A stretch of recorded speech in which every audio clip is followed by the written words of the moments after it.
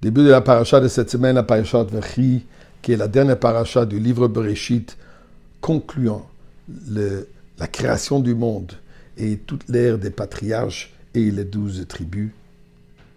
Ça conclut avec la paracha de Vachi, Yaakov Beretz Mitzrayim Shva Esre Shana. La Torah nous dit qu'Yaakov, il a vécu en Égypte pendant 17 ans. Le chiffre 17 n'est pas un accident. Le chiffre 17 est très précis, comme tout ce qui est dans le monde. Précis. Et certainement tout ce qui est dans la Torah. La précision est du fait que les 17 correspondent au mot Tov, bien. Et là, nos Chachamim nous disent, les commentaires, incluant dans le Balatorim, que les meilleures années que Yaakov a eues dans sa vie étaient les 17 dernières années qu'il a vécues en Égypte. Eh bien là, il y a une question qui se pose. Comment est-ce qu'on peut dire que ces 17 ans qu'il était en Égypte, effectivement, toute la famille est réunie.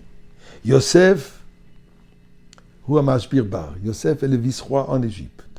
Yosef qui influence, qui dirige le monde de cette époque. Certainement, il en réjouit énormément.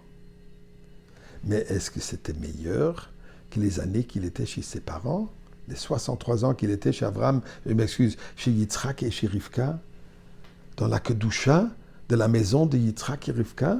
Est-ce que cette Kedusha il y avait en Égypte? Est-ce que la Shrina était présente dans la tente de Yaakov, dans les demeures de Yaakov, telle qu'elle était dans la tente de Rivka? C'était supérieur aux années qu'il était à la Yeshiva. Tout le monde sait que les meilleures années, demandez à n'importe qui les meilleures années de la vie sont les années de la Yeshiva. On n'a aucun problème, on n'a rien à penser. Tout ce qu'il faut faire, c'est étudier la Torah, 6 jours et nuits étudier la Torah. C'est le Gan Eden sur cette terre, comme pour dire. Il était où? À la Yeshiva de Shem ve'Ever. Shem qui était le fils de Noach. Il a pu lui raconter l'histoire du déluge.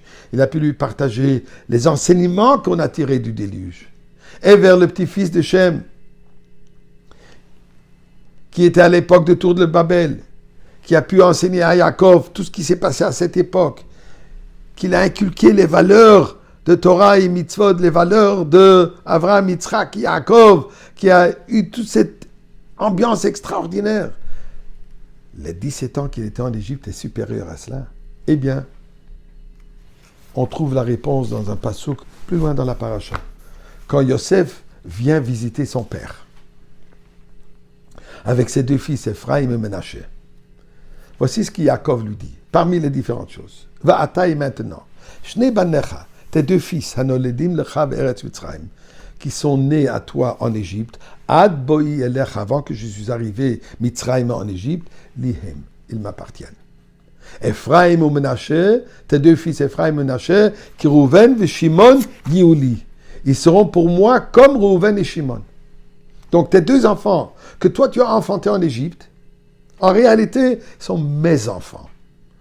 Et je les élève à un niveau tel que mes 12 tribus. Et effectivement, quand on a partagé Eretz Israël, Ephraim a eu sa part et Menaché a eu sa part.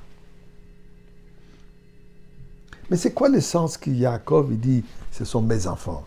Ce sont les enfants de Yosef. C'est lui qui les a enfantés. C'est lui qui les a éduqués. C'est lui qui s'occupe d'eux dès le début jusqu'à aujourd'hui. Dans quel sens ce sont les enfants de Yaakov? Eh bien, l'explication est la suivante, comme dit le Rabbi dans la Sikha. Yaakov, il a une mission qu'il a reçue au moment de son rêve, où l'échelle qui a fusionné le ciel et la terre, dans quoi il a vu que sa mission, elle est de fusionner le ciel et la terre, de fusionner le divin avec le mondain. Chose qu'il a commencé à faire pendant qu'il était chez Lavan. Malgré le fait qu'il était préoccupé avec le mondain, avec le business, avec les affaires, il a toujours gardé Tariag, Mitzvot, Shamar, j'ai gardé ma Torah et Mitzvot. Yosef dit Yaakov, toi tu es allé un pas encore plus loin. Non seulement tu as pu garder les traditions que moi je t'ai enseignées, que tu es resté fidèle à l'enseignement d'Avraham, Yitzhak et Yaakov, mais tu as pu même éduquer, élever des enfants malgré le fait qu'ils se trouvent sous cette influence de royauté égyptienne, sous cette influence de l'enseignement, de l'environnement, de l'ambiance égyptienne qui est opposée à Torah et Mitzvot. Et malgré cela, tu as réussi à les élever d'une manière qui sont semblables. Ils sont identiques à mes enfants. Donc, l'Ihem, ça c'est, je vois mon patrimoine qui se transmet par toi dans tes enfants. Donc, c'est pour ça que je les considère part de ma mission. Et la mission, elle est quoi? Que malgré le fait qu'on est en Égypte, on peut vivre comme Yosef, on peut vivre comme Ephraim et comme Ménaché. Et ceci, c'est notre message pour aujourd'hui.